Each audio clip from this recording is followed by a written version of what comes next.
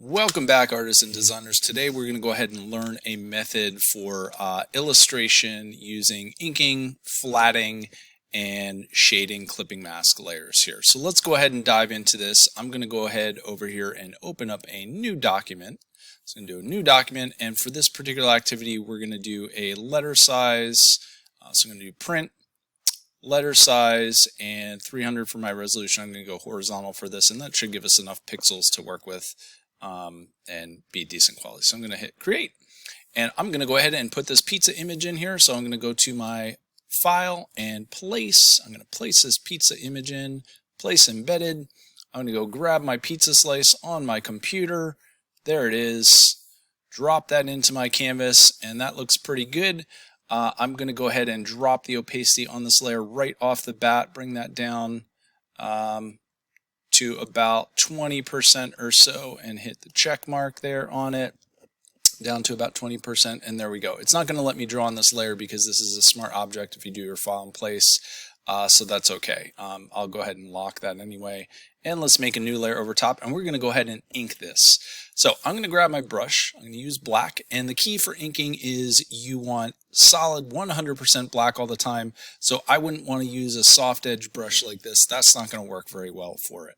So I'm going to go over here to my brushes, and I've got a lot in here, but I'm going to go down to my wet media brushes, and in your wet media brushes folder there is Kyle's Ultimate Inking Thick and Thin, and I think this is a really good inking brush to get going with.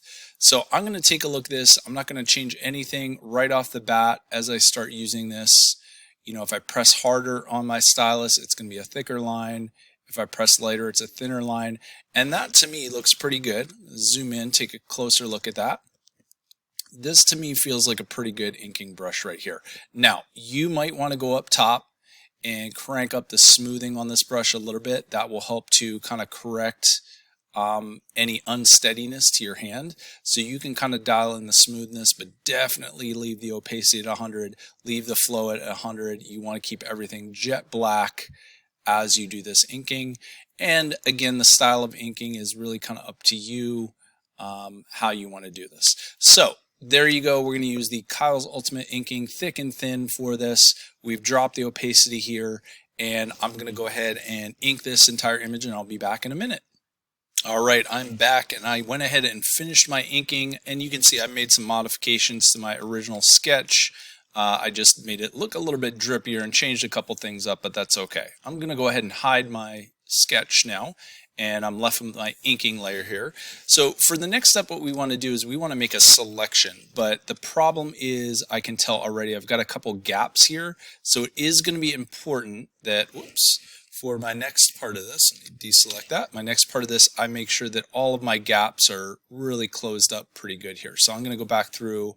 There's a couple little things that will be an important step for you before we move on to the next one. I'm not sure what that little piece is here, but I think I might have done that by accident. I'm going to go ahead and move that. And so for this step, what we want to do is we want to select everything that is the pizza and fill this in with a base color. The thing is, there's a lot going on in this pizza, so it's going to be easier to select the stuff that isn't the pizza. So I'm actually going to go to my magic wand, which I'm not a huge fan of, but it works for this particular purpose. I'm going to select the background. So that selects everything that is not the pizza. So what I'm going to do is I'm actually going to now say, let's select the opposite. So go up and select the inverse. So whoops, there it is. Select the inverse. And now, oops, did that work? Let me try this again, folks. Select the pizza, go up, select inverse. There we go. Now the pizza is selected itself. So you can see that that is selected. However, I want to move this line in a little bit because I'm afraid that I might go outside of my inking line. So I'm going to adjust my selection. So I'm going back up here one more time. And you're going to see what happens if we look closely at this line. Let's go ahead in here, zoom in for a second. And I want to move this line in a little bit. So I'm going to go to select. I'm going to go down to modify, and I'm going to do contract because I want to shrink this up. This is going to be dependent on how thick your lines are and your canvas and all that, but I'm going to say maybe like 3 pixels, probably somewhere between at least 1, you know, and maybe as many as 5. So I'm going to hit 3.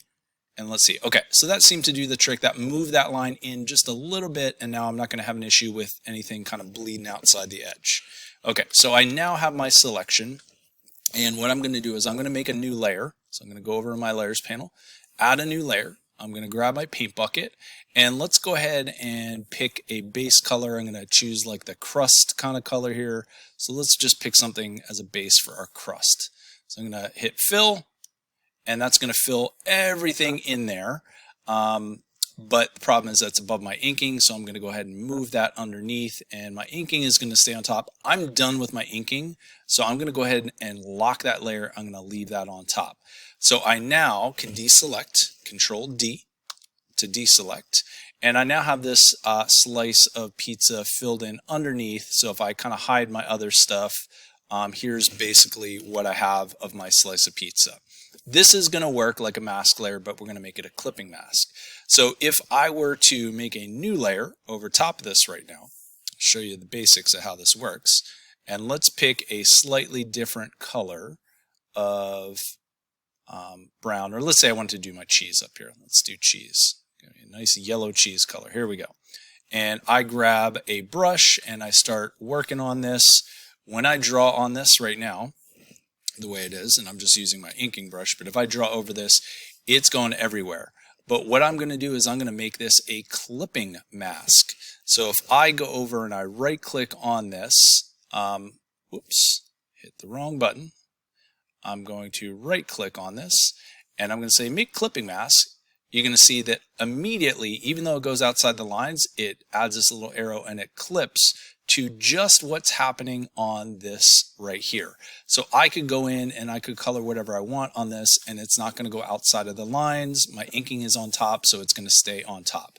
So we could leave it very basic like this. I could go in with a brush, an eraser, and different colors and kind of color on this, and everything would stay. I would still have to be careful about staying inside of the lines of the different objects like the pepperoni and the crust and the cheese.